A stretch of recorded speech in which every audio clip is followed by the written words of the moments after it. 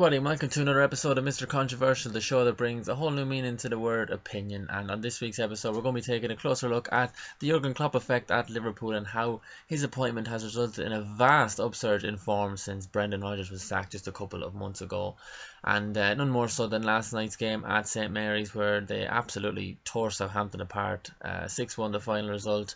And it's culminated a good few weeks of results for Liverpool Football Club. A 4-1 win at City, 3-1 win at Stamford Bridge. Even Sunday's 1-0 win against Swansea City at Anfield was a step in the right direction. They hadn't picked up a home Premier League win under Jurgen Klopp yet. They have that now, and they're definitely a team on the rise. 7 wins from their last 8 games. They've got consistency. They've found a way of playing football that can really punish teams on the counter-attack. And I think that's probably why they're finding it a bit of a struggle at home when teams set up to be difficult to beat. When they lay down a challenge to Liverpool, they're finding it a bit difficult to break down teams at home. But away from home, when the pressure's off and there's a bit more space for their attacking players, they're definitely punishing teams. And Liverpool fans, rightly so, are delighted with what they're seeing at the moment. Daniel Sturridge is back from injury for now.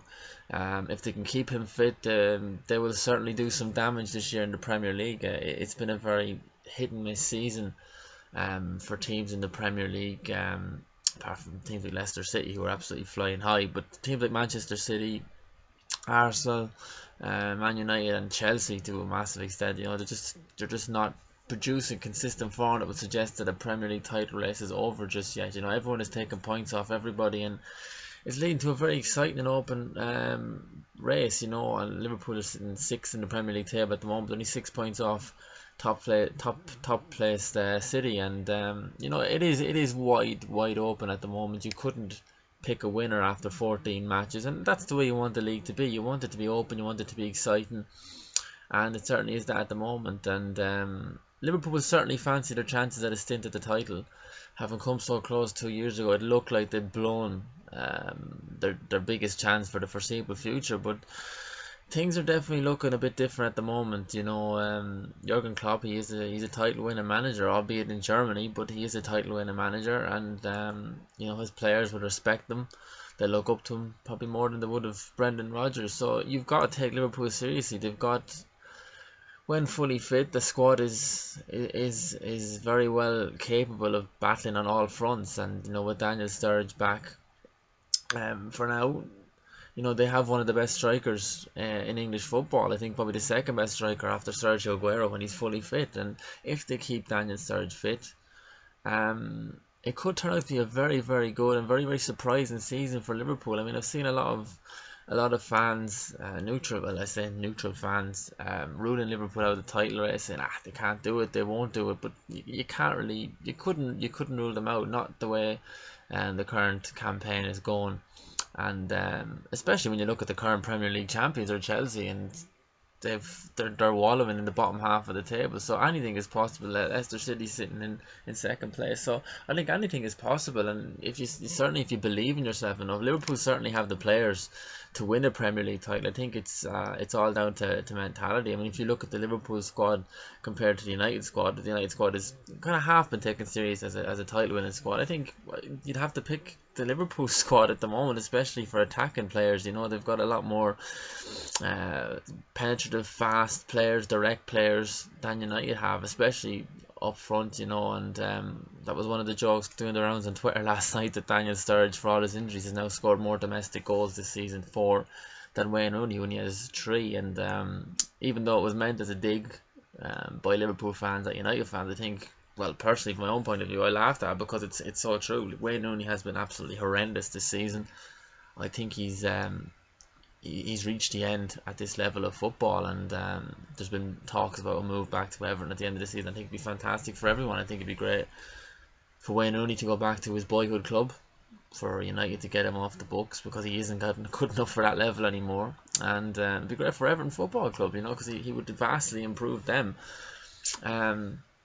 Just back to Liverpool briefly, and I mean, you've seen a lot of pundits come out now, former players, Phil Thompson, Jamie Redknapp, they're all looking at Liverpool now and saying, you've got to take them serious. And I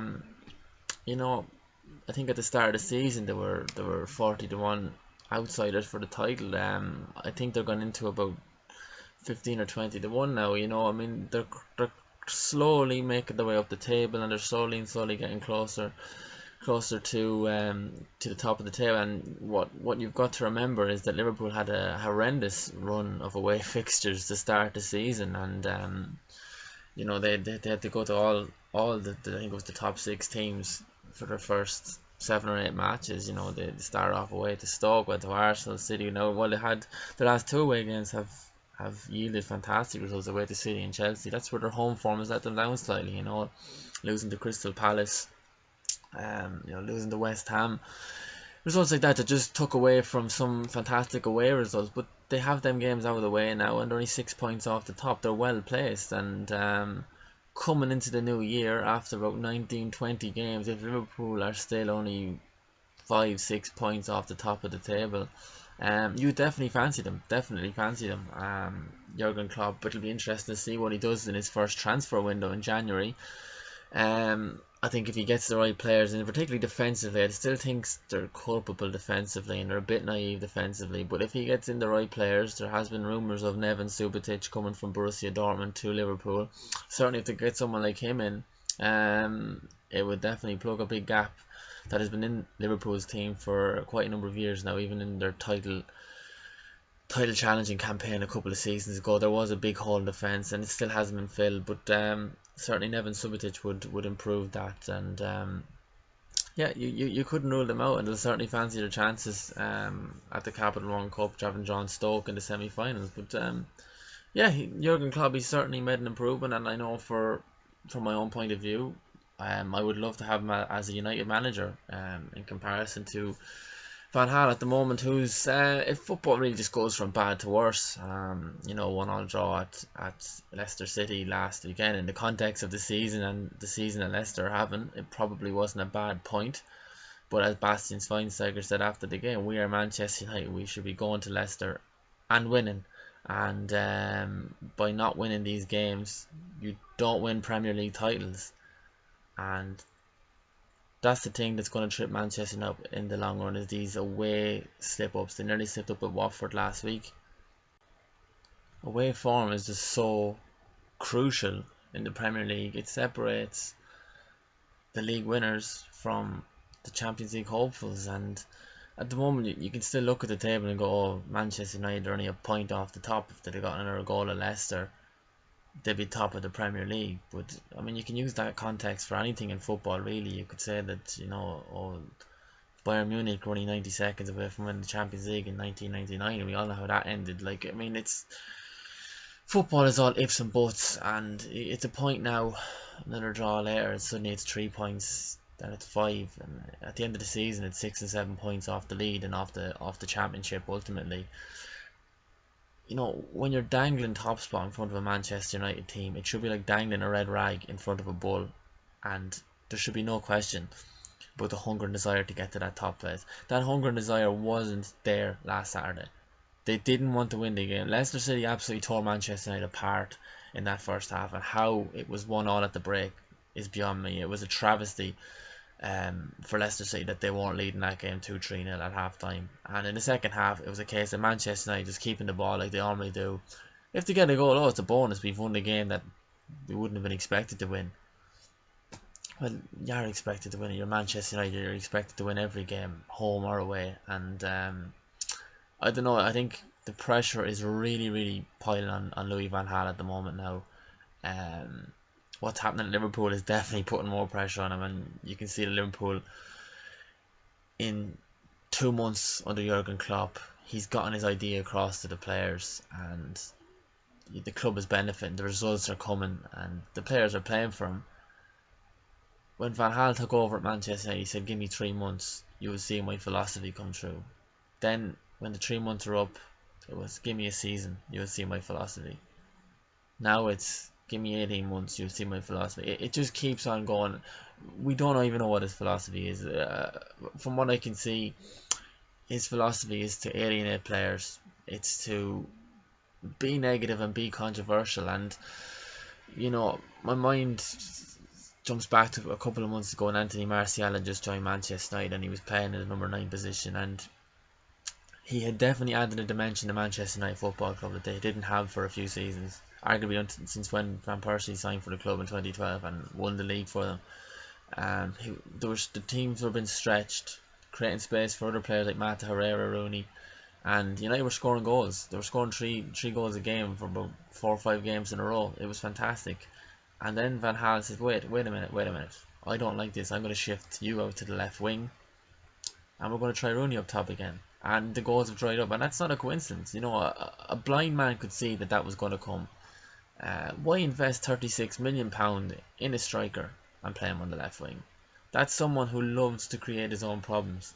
And he did it last season as well when Angel Di Maria joined United in a British record transfer move. He played him on the left hand side of a midfield 4-4-2 diamond. United were absolutely turning up. They were winning games, they were scoring goals, they were conceding goals, but they were scoring goals and were winning most of their matches. Angel Di Maria had scored 3 goals in his first 4 games. He was setting up goals, he was in the middle of everything. And Van Gaal said, wait a minute, I don't like this.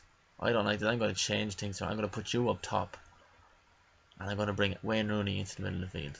And suddenly the goals stopped. Angel Di Maria's form disappeared, and he's since disappeared to France, and he's ripping it up over in France now. And Van Gaal is yearning for a quick winger to play on the right hand side. And the man just creates his own problems, and the club ain't going to go forward long term under this man. He reminds me of Benitez when he took over Chelsea in the 2012-13 season when they were in a bit of trouble. They had gone out at the group stage of the Champions League. They were struggling to get into the top 4. Benitez took over, experienced manager. Fans didn't like his style of football, but he steadied the ship. He won Europa League and he got them Champions League football again. And he moved on. And I think United needed a Van Gaal last season to steady the ship, get back into Champions League, return that financial solidarity.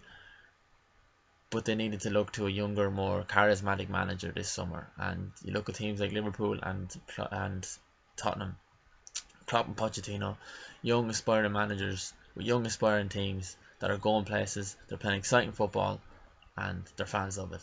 And there isn't a huge debate every Saturday about teams selected. They're all behind the manager because the manager's making the right decisions. Van Gaal, he just ain't doing it.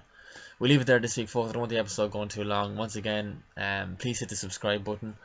Please hit the like button. Please share it. And if you have any opinions on what I've said in today's show, please leave them down below, because the show is for the fans. Thank you so much for watching. I'll see you next week.